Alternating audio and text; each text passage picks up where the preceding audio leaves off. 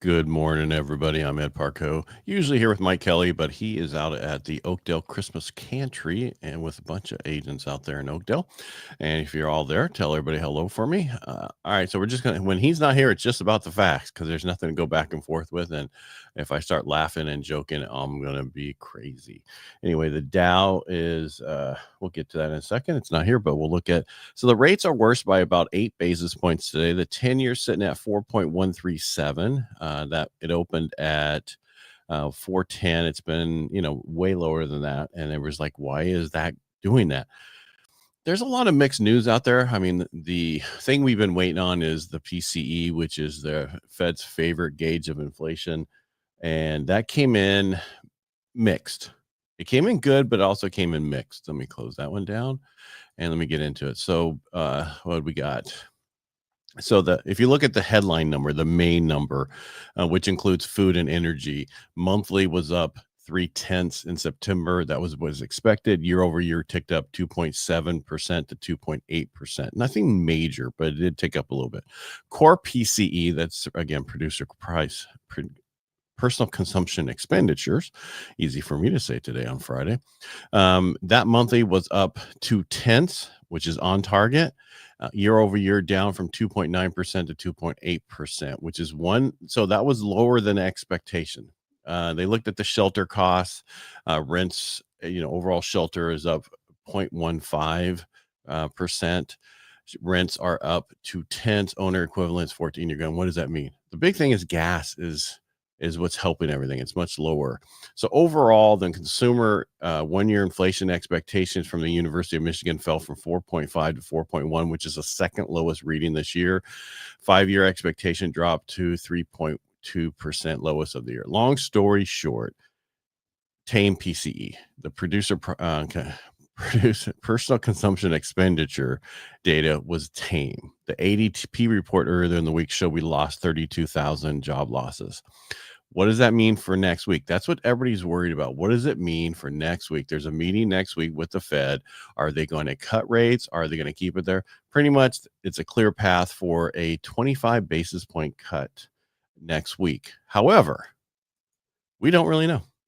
They can do whatever they want. I mean, their personalities and everything else involved, it's who knows what it's going to do next week, but we'll find out next week. I think they're going to cut. The question really is that going to help us or hurt us?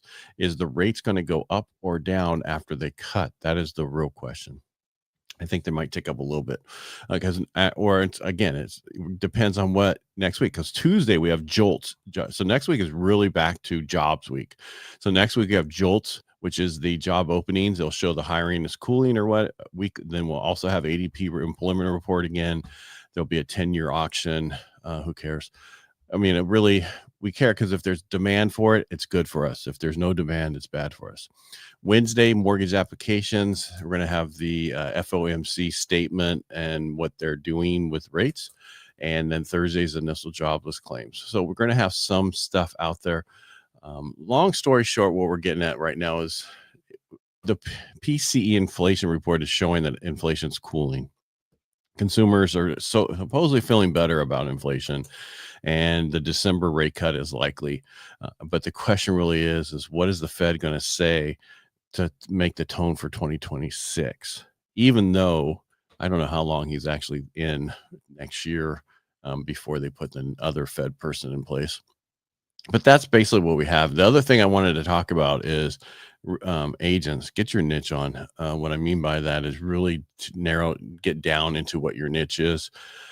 Because there's this Ridley thing that's out there that is doing real estate and it's doing it consumer side only, no agents. And it's starting to take off a little bit. They raised a bunch of capital to do it. They've done, where was the number?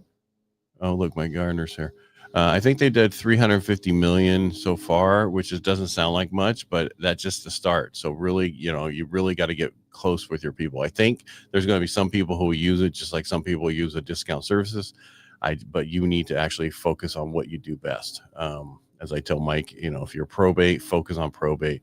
You can still do the other stuff, but really focus on what your niche is and get that on for next year because that's what is going to keep you going in this year. I mean, going forward, even myself, I focus mainly on veterans, even though I do other stuff, but I mainly focus on veterans.